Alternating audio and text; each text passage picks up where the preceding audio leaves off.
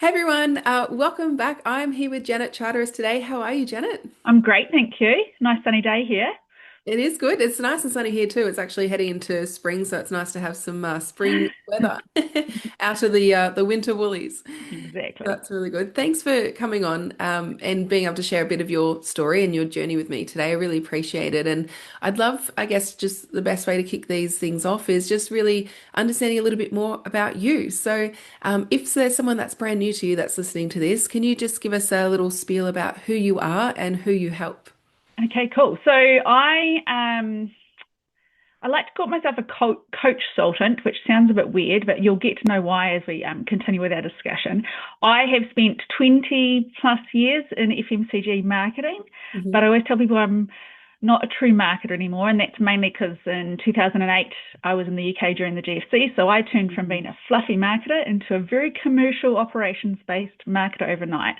And I think the cool thing about that is that when I look for problems in business, I'm still have the customer at the center of what I'm thinking. So I'm always thinking, who's this adding value to? Why are we doing this? Hmm. So I guess the way I view businesses is more with a focus on how are we adding value and who are we adding value for. Um, Born and raised in New Zealand and then left for 20 years, because as you do. So I Yeah. spent most of my career in UK and Australia, and then I returned back and this is the crazy bit. Amy set up a rum distillery. As you do. Why wouldn't you? As you do. Going from marketing straight to running a distillery. Yeah, why not? Well, you Yeah. got to test your boundaries, see what's possible, Yeah. and kept doing business consulting while I was doing that. Mainly because, Mm. although the rum distillery did a lot of my creative stuff, I Mm. still really love working with businesses and working with businesses to solve problems. So I Yeah. kept doing that in the meantime. Does that kind of sum up who I am? I'm not sure. I guess so. I've Crazy? got more questions for you as well.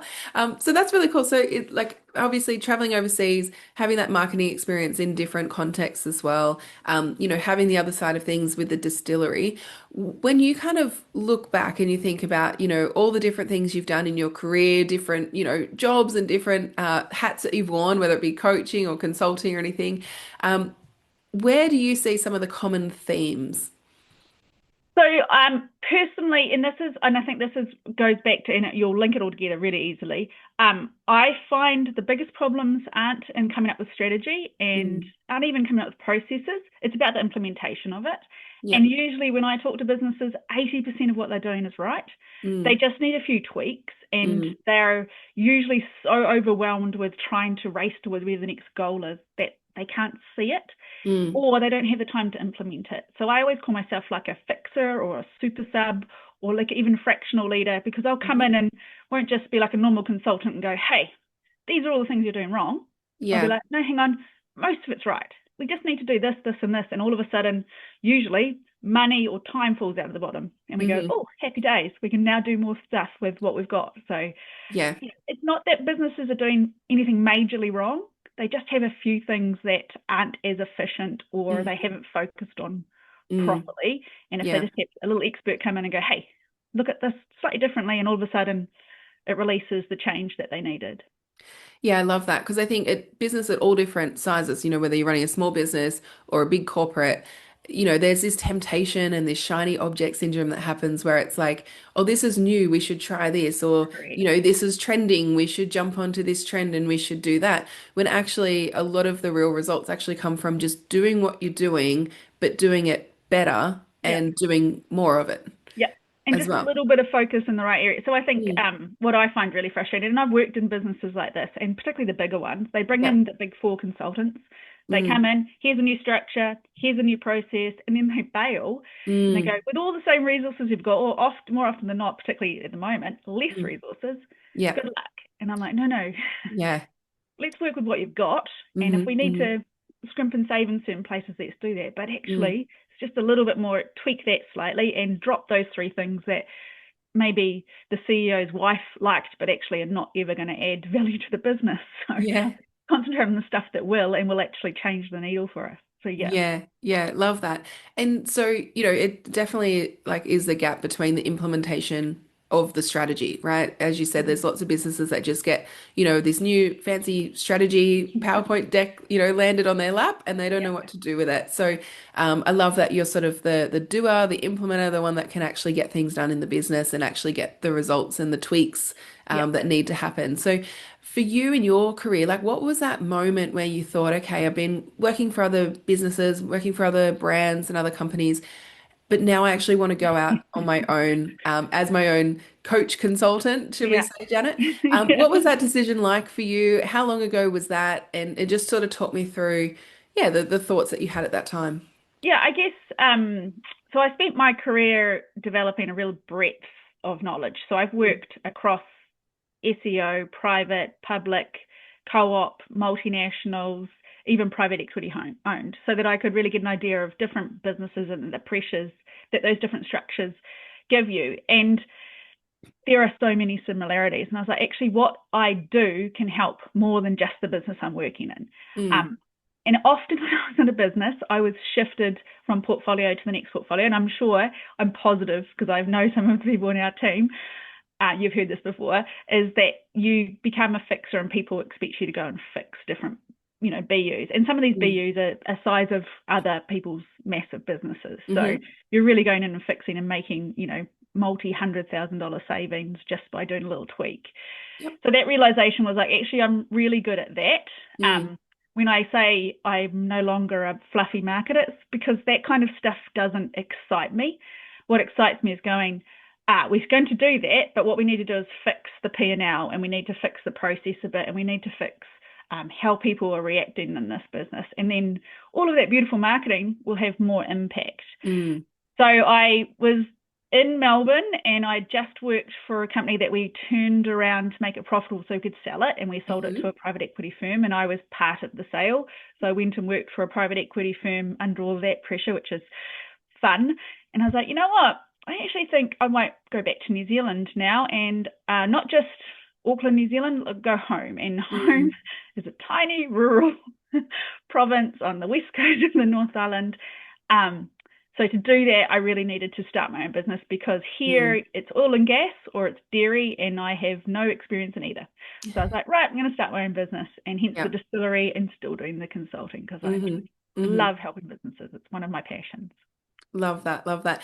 And so before we met, what was happening in the business on the consulting and coaching side? What were some of the problems and some of the roadblocks that you were coming up against in the business at that point? So I think the hardest thing when you're doing it on your own is doing it on your own. So I can help, and I know you've said this to me, I can help other businesses focus and fix their problems, but when you have to do it for yourself, you need that sounding board. And it was Hmm. figuring how that would work for me. Yeah. Um, because I had talked to other coaches and I'd sat down and gone, I know more than you do. Like, Yeah. does having this much experience doesn't help when you're trying to select someone to be your support mechanism. And I was like, Mm. how am I going to do this? And then I came across you. I think I came across you on Facebook, which makes it funny now, because Yeah. obviously we work so heavily on LinkedIn. Yeah. It's like, this having not, and it's not that you're not brilliant, but it's not just you. Hmm. That's appealing, because then you've Hmm. got this breadth of knowledge in our group that you get to lean into. So Yeah. that's me going, this is the type of help that I need, not one on one, because I will, and like my partner will tell you, I'm very good at batting back suggestion. So I can do that one on one, no problem. So I was like, Yeah. actually, having a team saying and having that same kind of feel and influence and going through that same process with you is Mm. really appealing. Yeah. Yeah. Yeah. Because you just get the benefit of like other perspectives as well and looking at things from all different angles as well. So yeah, I love that. I love that. And so what was the real like problem that you were wanting to solve in the business at that point when you're like, okay, I need some outside perspective here. I want to really like grow this business. What were the things that you were kind of wrestling with at the time?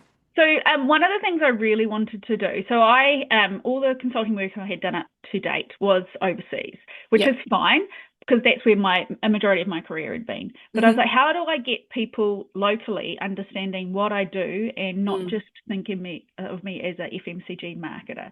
Yep. How do I do that?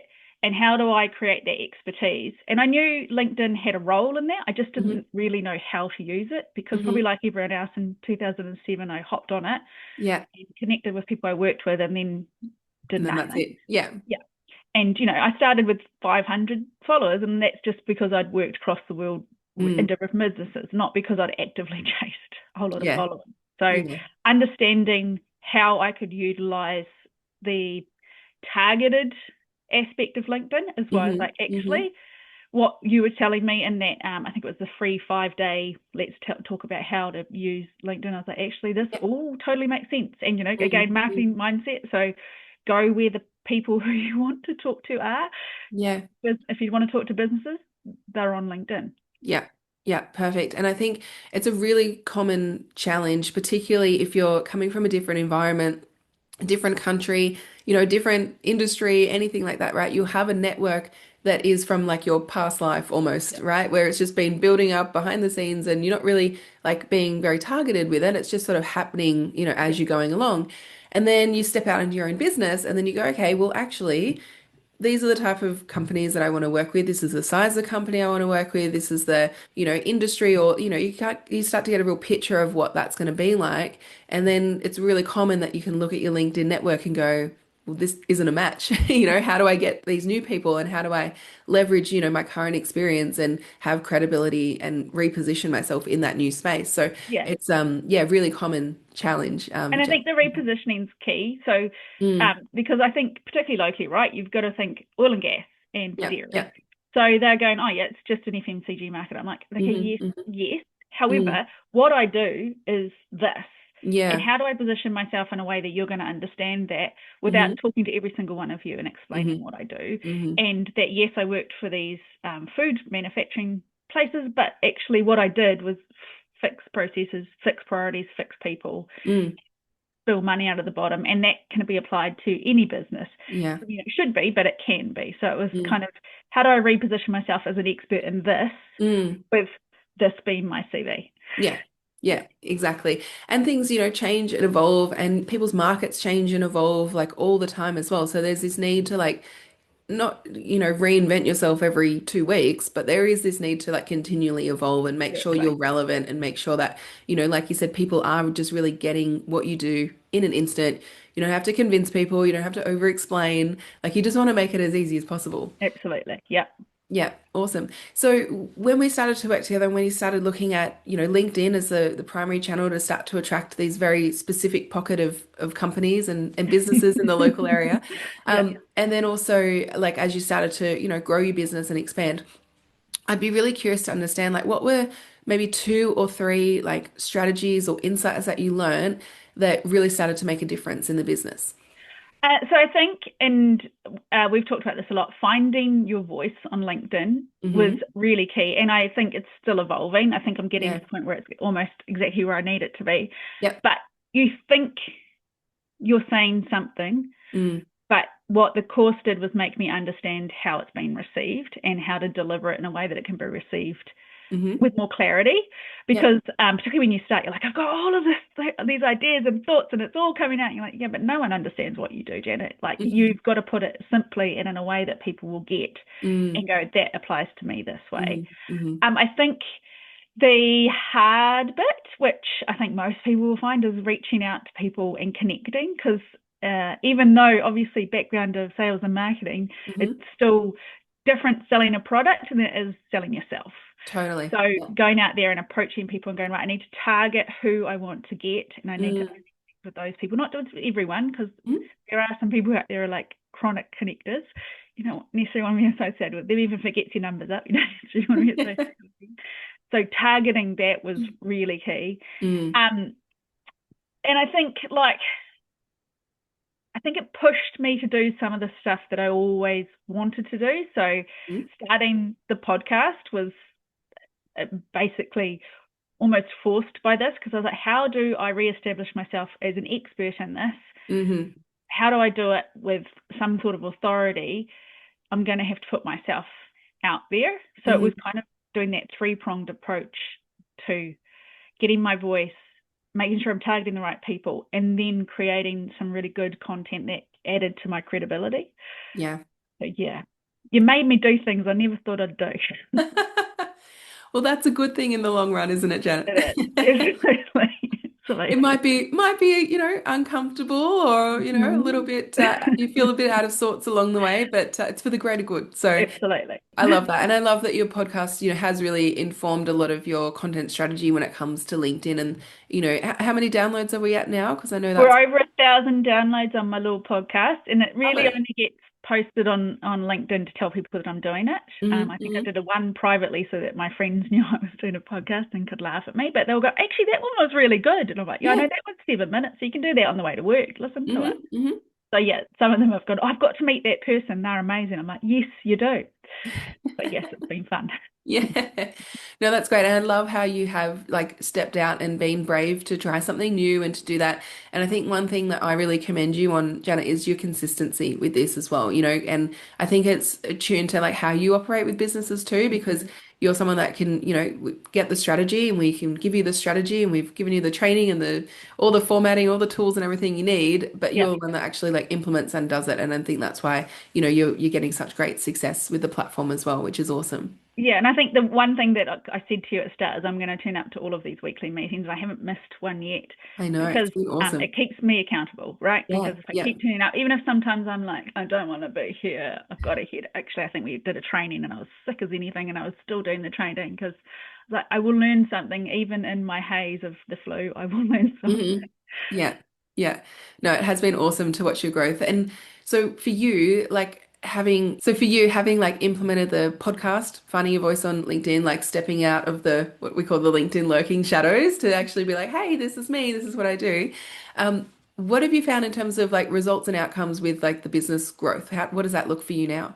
Yeah, so it went from quietly doing it, and I think it's good when it's quietly doing it because it's again you're trying to find your voice, so that's you don't really want everyone to hear your voice while you're finding it. Hmm. But it's led me to push myself outside of this. So I guess what I would say is LinkedIn and this course is my foundations for the networking, and particularly in New Zealand, probably even more so rurally, is that you Hmm. have to still meet people. So they will connect with you in 5 seconds, but they have to look you in the eye before they'll do business with you. Hmm. And it's been itching away, going doing more networking than I've ever done in my entire life, Yeah.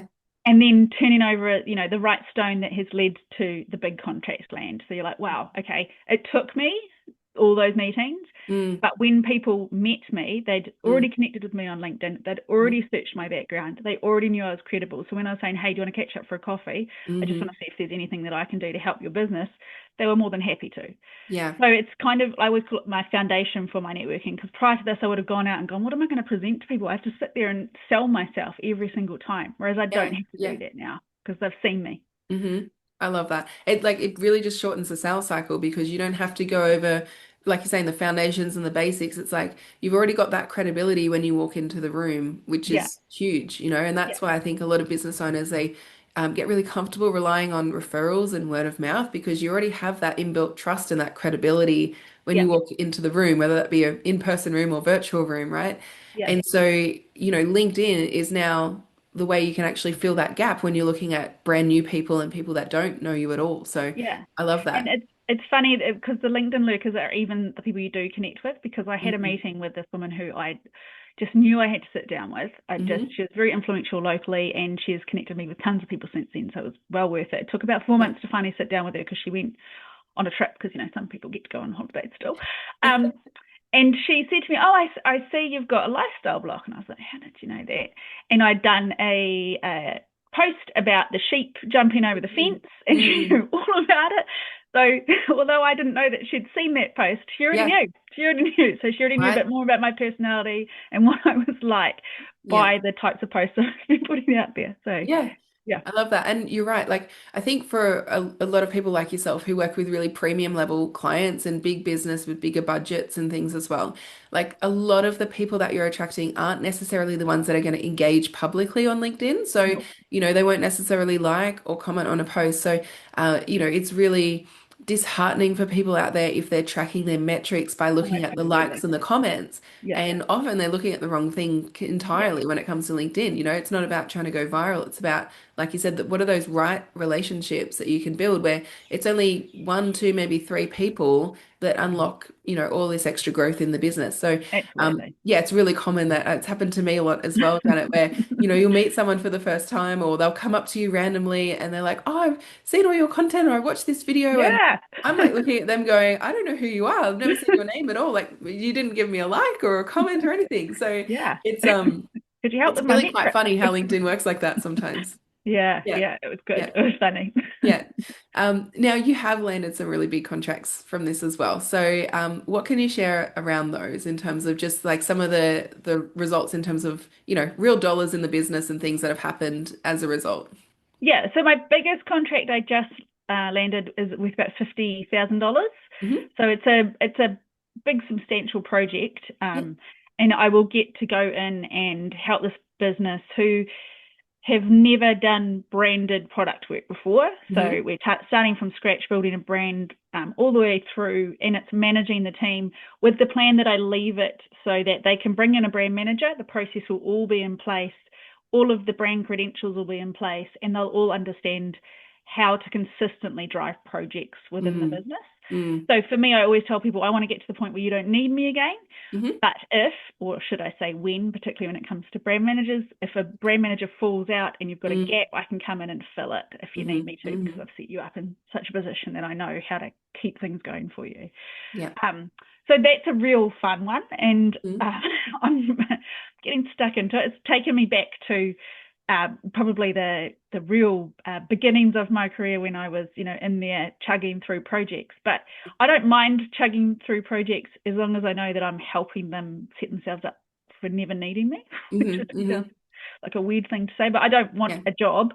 I Yeah. want to help you create a great business. So Yeah, I think that's a really great point as well because you want to obviously get paid well for your expertise, but I think, tell me if I'm wrong, Janet, but you get to a point in your life, and this could be any time of life, doesn't matter your age, where you're like, I actually want a life and a business at the same time. Like, wouldn't that be nice? And often yeah, people, can build these businesses that feel like a prison and feel like a trap, and yeah, you're just on this hamster wheel nonstop, and you actually don't get to really enjoy it. So I love that you're like, picking and choosing the right kind of clients at the right price points for you. That actually means that, like you said, you can go in, you can set them up, you can do the projects that you really want to work on, and then, you can pick and choose the next projects that you want to work on as well. yeah. So it's been fun, and to that point, we were literally away for the school holidays Mm. in Taupo, and then I was like, actually, I've got a meeting in Auckland, so let's go via Auckland, and then the kids could go to Rainbow's End while I was in a meeting. So Yeah.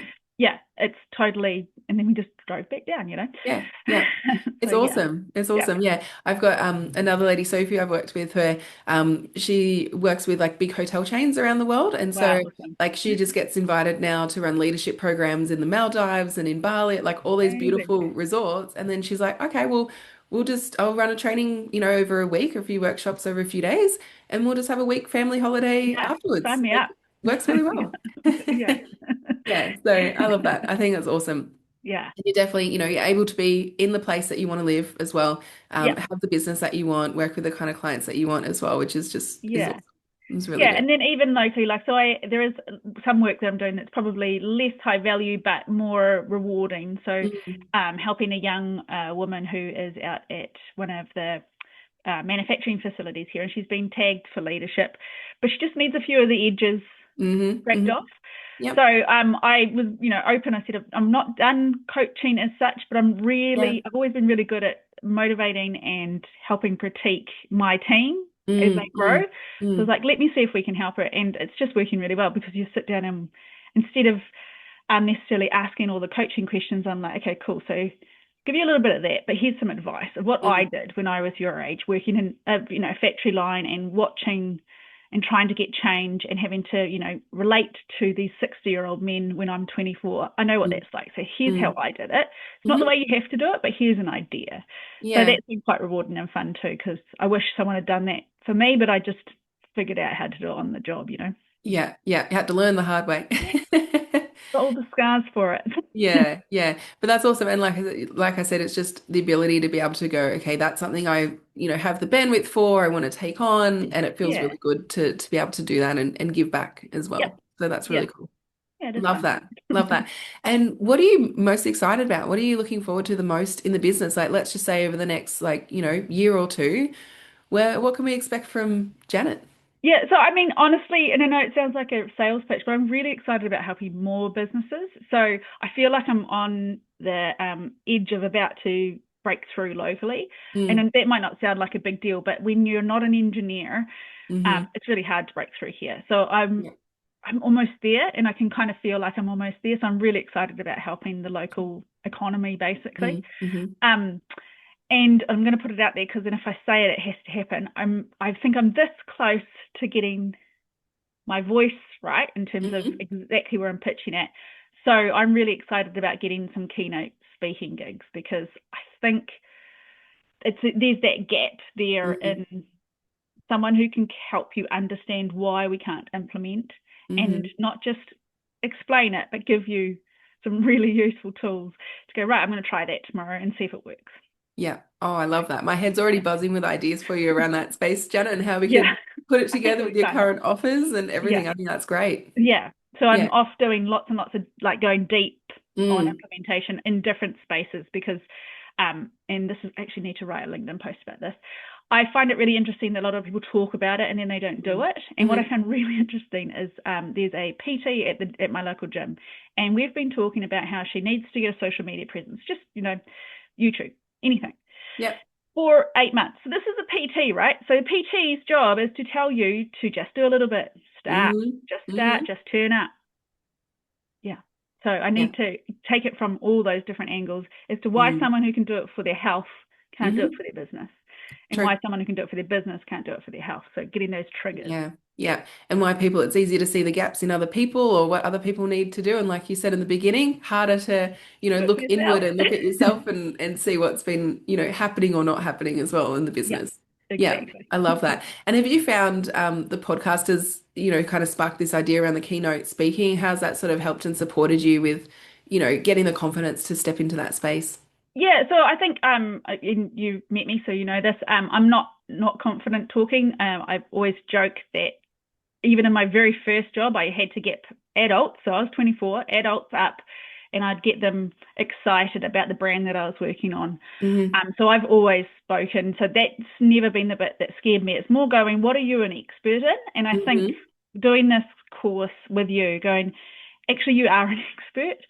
So you need to obviously make sure that you've got the background for the expertise. So go deep on something and choose what that voice is. But it's really made me think, actually, that's what I'm good at. I can do strategy. I've done strategy my entire life, but that's not where the gap is out there. The Hmm. gap is Hmm. taking that strategy and making it into something that will move a business. Hmm. So getting deep into that has definitely been part of it.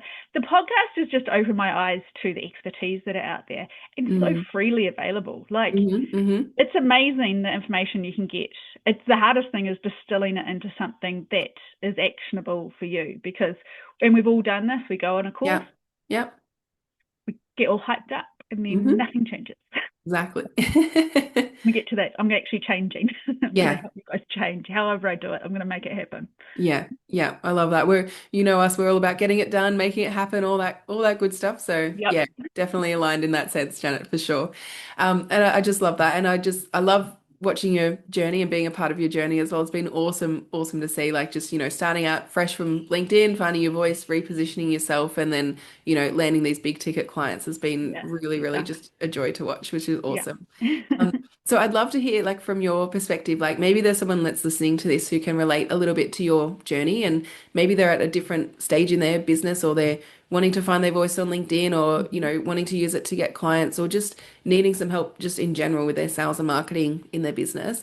Um, Having worked with us and being in the tribe and knowing the team and everything behind the scenes, if there's someone that's a bit on the fence about whether they should jump in, what's your advice to them? So I would say there's a couple of bits, right? So Amy and the team and all the systems behind it are amazing. And but I think the thing that puts you apart from everyone else is your selection of who goes into the tribe.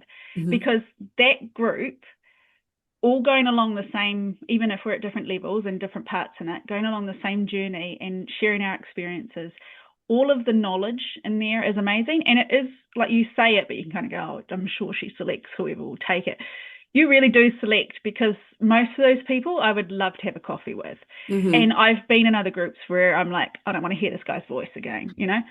So you've created this, and I know you call it tribe, but this little microorganism of people who are very experienced, willing to share, and really open to helping each other. So Hmm. when there's a problem, it's not just you or Susan or Kim who's answering it. It's the whole group going, hey, this is how I found it. This is what happened to me. And you're not stopping that. You're creating this environment where we can all talk and Hmm. share our experiences, because some of the group have been in business for 40 years. Yep. So their experience is phenomenal. And Yep. then there's other of us going, oh, that's a really good idea. And you've only been in business 2 years. Amazing. Hmm. Hmm. So yeah, I think that's what sets it apart. So LinkedIn is our vehicle to get all the business. But as you know, there's tons of practitioners who can tell you how to get onto LinkedIn, and they'll send you all of this information, or you'll pay for it and get it sent to you. But Mm. going along with this weekly meeting, getting the deep dives that you do, that brings it all to life. And Mm. you listen to us when we go, actually, we really like talking to each other a bit in these things, and you put us on to talk to each other and learn off each other. So it's been, I think, if I could go back to my first, I mean, to be fair, I had no doubt, but if I had any doubt, I would say you will find the course as valuable as you find the other people in the Hmm. course. Hmm. Yeah, Yeah, I love that. I love that. And you've obviously, from a monetary point of view, the ROI has been there for you as well, which is absolutely. always a good tick the box Yeah, for yeah, business. But I think, yeah, the community and everything as well. Like you said, I'm very picky about who I let in, and I only let the good ones in, like you, yep. Janet. So, Made the so cut. yeah. Yeah, exactly. So yeah, it is awesome, like I said, to just watch your journey. And I honestly feel like we're only just getting started with what's possible for you as well. So I can't wait to see, what the next year or two brings for you in the Yeah, business as well. So fingers just for crossed that anyone that goes. is wanting maybe some implementation help in the Yep. business, if there is someone listening to this who, is running a decent sized business in New Zealand, in your little area of New Zealand, what's the area again? It's called Taranaki, but Hmm. I work mainly, well, to be honest, I still work mainly in Auckland, Hmm. Melbourne, Sydney. So anywhere really, but if I can get some of these new Plymouth businesses, it'd be amazing. Awesome. All right. Let me ask you that again so I can just get it really targeted for you. So, if there's someone that's listening to this in New Zealand, like what kind of business, are they running in terms of the people that you help the most? So I help probably medium-sized businesses who have already got established processes. I really love working with products, and that's just a me thing. I love seeing a product go in and come out of a system. But I can work outside of that. But these are the ones I really like to work with. Yeah. And they probably have to sit in front of a board and explain why their strategy isn't implementing. Hmm. So they are probably, and this is everywhere at the moment, but probably tight resourced and just need a little bit of a power sub or some fractional leadership to come in and help fix and bring some momentum. Yeah. Love that. And where can they find you to connect? And where can they listen to the podcast? It's a trick question. So obviously on LinkedIn, Yeah. and there's also a jcconsultancy.co, Mhm. and my podcast is called Busting Roadblocks. So that's available on all the listening networks, to be honest. I obviously push it through Spotify because I find it's the easiest to get hold of. But yeah, YouTube, you'll find us everywhere. So Busting Roadblocks. Love that. And if you dig deep enough, you'll find an episode with myself and Janet Yeah. on that podcast as well. So you can go ahead and check that out. Thanks so much for your time, Janet, and just being so open and generous with sharing your experience in your business journey. Because I know, for others that, might relate to any single part of this in their own journey, it'll be super useful for them as well. So thank Absolutely. you My so much. pleasure. Thank you.